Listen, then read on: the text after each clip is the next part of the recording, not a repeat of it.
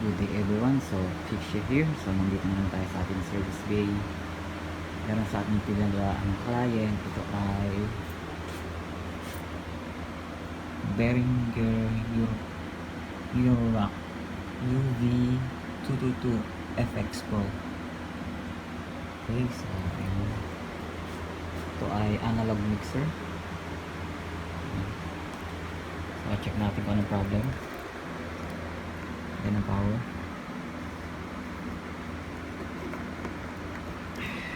Okay. So let's power on.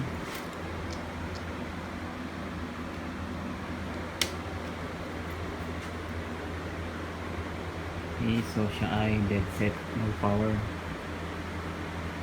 Okay, so check natin and let's troubleshoot kung ano naging problem. Let's go.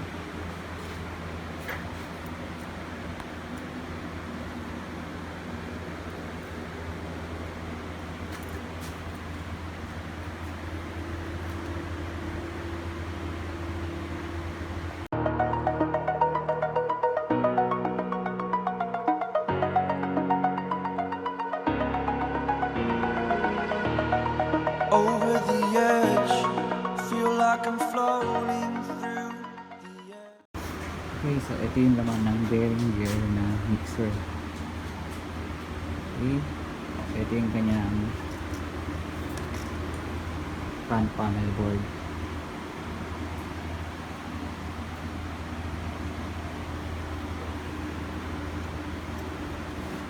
So since wala siyang power, magpo-focus tayo sa power supply TSU niya. Okay, so i-disassemble natin ito. Okay, let's go. The pain I felt is paid for, all is said and done. Okay, so na-disassemble na natin yung power supply. Ito siya, power supply module niya. So check natin yung fuse. Ito,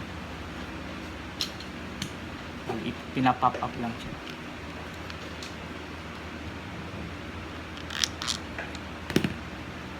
Ayan yung fuse. Ayan yung fuse niya.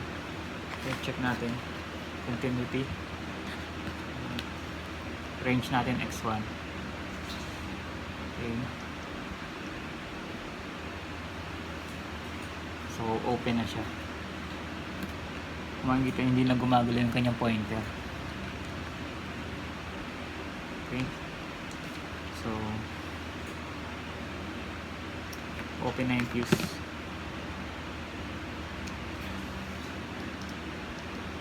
So bakit nga ba nag-open ang fuse? Ibig sabihin meron ditong nag-short sa kanyang mga parts. So check natin itong mga transistor. And then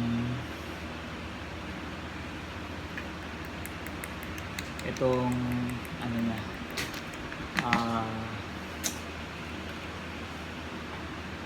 switcher niya, IC switcher, integrated offline switcher, top switch. Okay, check natin yan kung anong mga naging sira. Okay, so disassemble na lang ulit natin ito.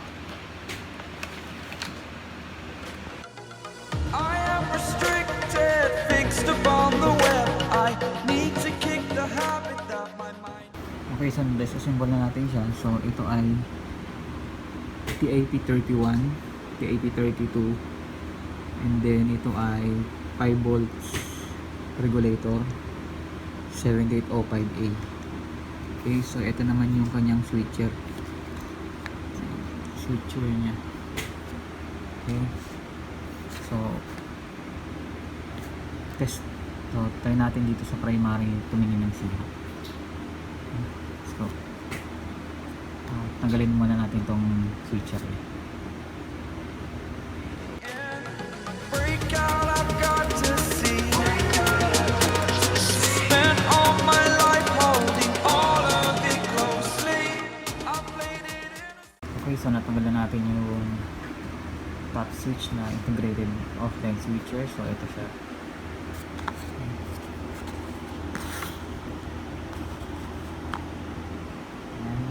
laptop 245Y. So sinearch ko siya sa internet. Ito yung kanyang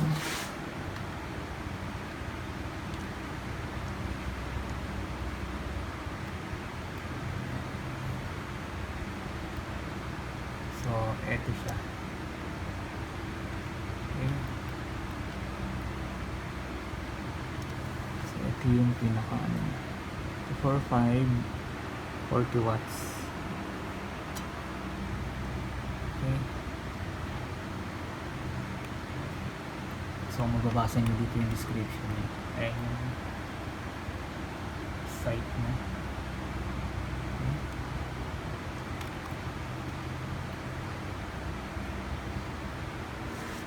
And then napansin ko dito is yung may crack na yung ano niya, yung kanyang body.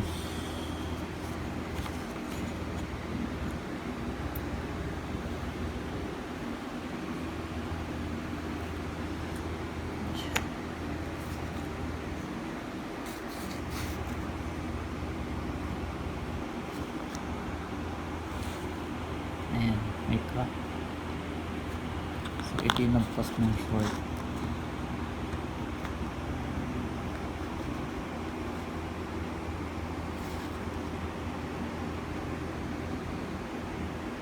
Okay, so papalitan natin ito.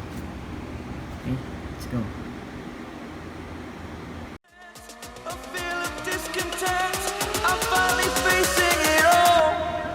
Okay, so nalinis na natin siya. Ayan, so dapat siguraduhin nyo na walang short yan para hindi magkaroon ng maraming damage. Okay, so ayan. So ikabit na natin yung bagong parts, then assemble natin, and then mag-test tayo kung magpa-power siya. Okay, let's go.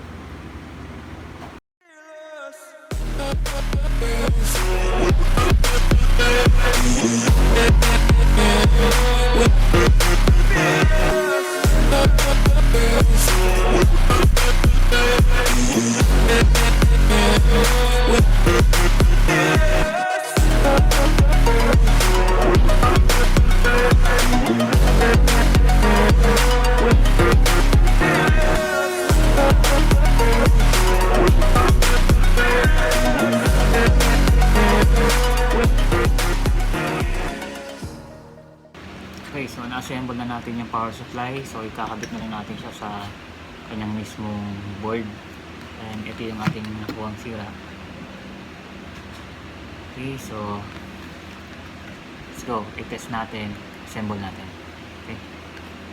Bridge that keeps us.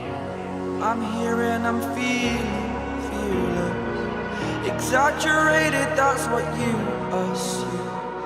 The story's over now, I must conclude.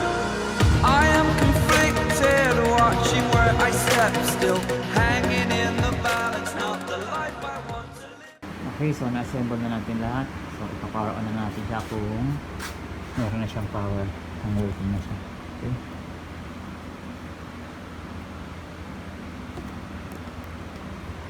Power on. Okay. So may power na siya.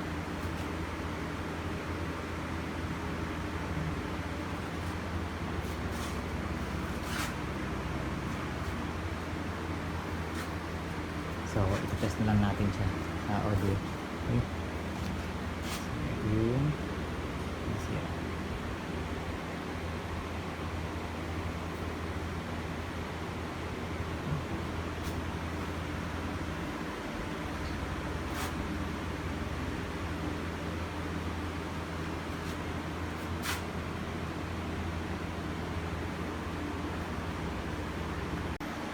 Okay, so nakabit natin lahat. So magpa-final check tayo. So mag-audio test tayo.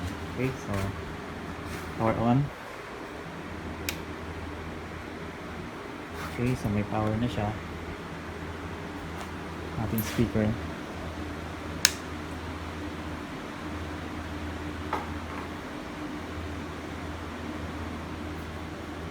Okay. So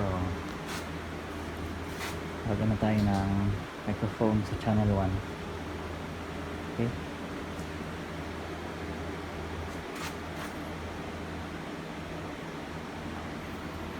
check, hey, sound, check, hey, sound, check. 1, 2, sound, check, hey, sound, check, hey, 1, 2, sound, check.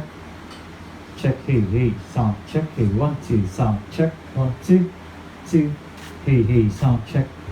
So, okay na siya. Meron na siyang audio, may power na. So, inform na lang natin sa client about sa kanya. Okay? So, thank you. Fearless.